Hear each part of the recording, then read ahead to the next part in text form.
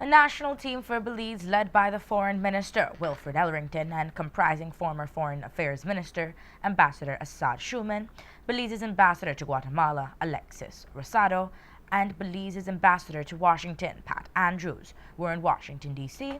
earlier this week, holding discussions on the Belize-Guatemala issue. The meetings are of great importance to the nation as they came on the heels of an incident in the Sarstoon that saw heightened tension and aggression on the part of the Guatemalan armed forces.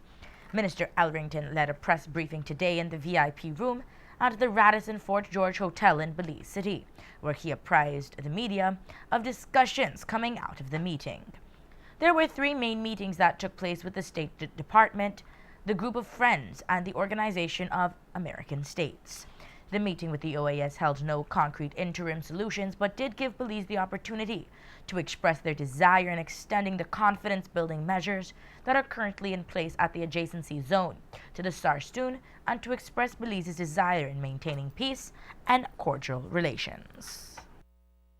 The Belize delegation expressed our mandate, which was firmly to request the extension of the confidence-building measures from where it is now stopped at the western border all the way to cover the Sarstoon. That was the instructions we got from Belmopan to discuss at that meeting. The Guatemalans took the position that they did not have the mandate to discuss that issue.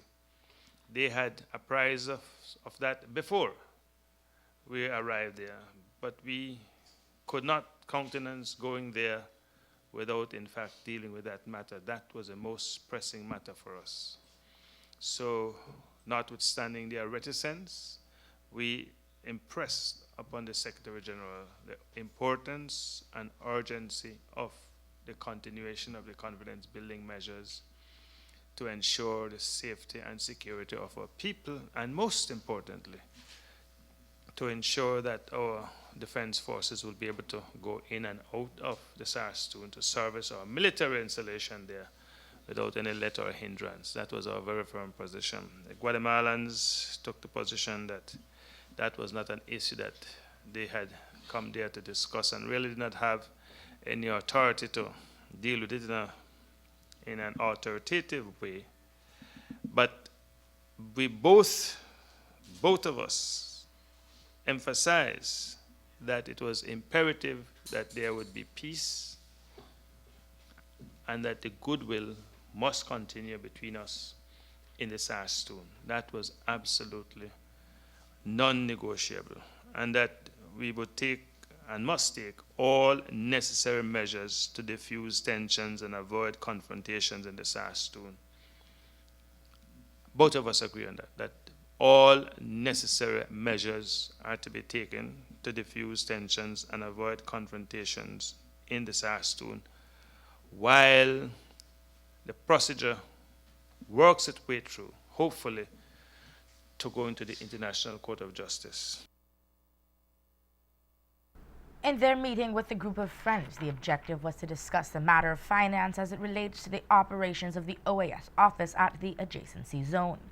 Minister Elrington told the media that there are some challenges in attaining the $5 million that is needed annually for the OAS office, particularly because there have been no significant progress in the way forward in resolving the territorial dispute.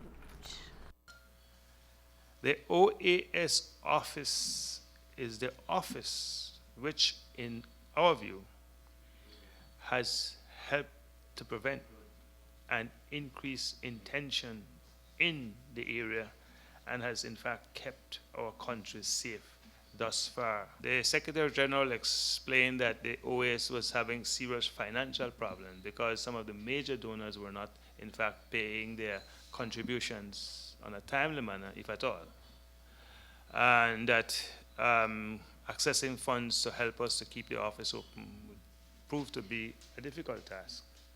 One of our major donors to the OAS would have been China, but we can't approach China because we are not diplomatically tied to China. The Foreign Minister of Guatemala and myself will have to travel to other countries, friendly countries, the United Kingdom, the European Union, and others to see to what extent we could get the necessary funding to keep the OS office open. That office costs some 2.5 million US dollars annually to be kept open.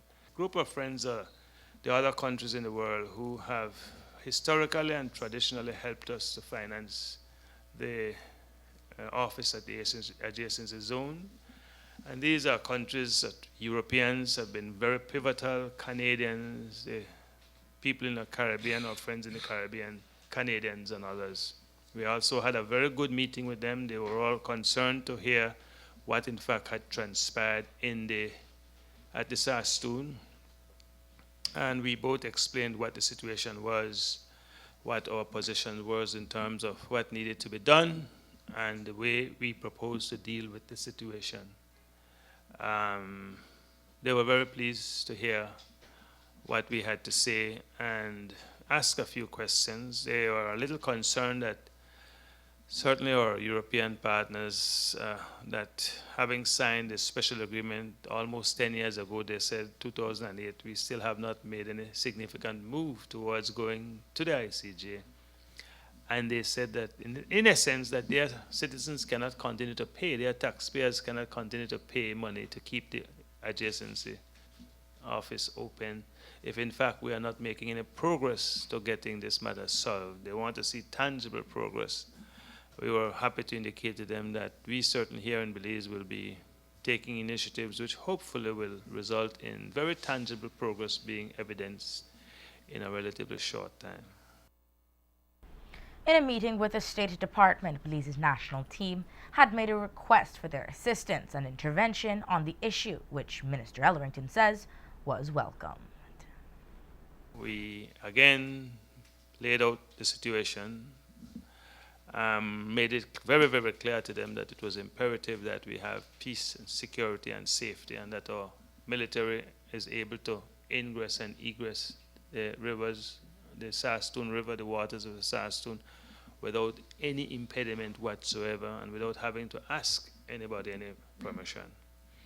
They were very happy that we asked them to help. They commented that there are a number of other countries that have these border problems, and they have been asked to stay out. For example, Venezuela and Guyana have asked them not to get in. But they were happy that Belize has asked them to get in, and they have indicated that they will be prepared to assist. They have a great deal of influence with the Guatemalan. The Americans assured us that they will certainly help. They cannot give us finances, any assurances of finances immediately because they have their own limitations, but that they would certainly help in any other way they can, and they will take an active interest in so doing. The press briefing finished just a few minutes before 6 o'clock, and we will have more on this in tomorrow's newscast.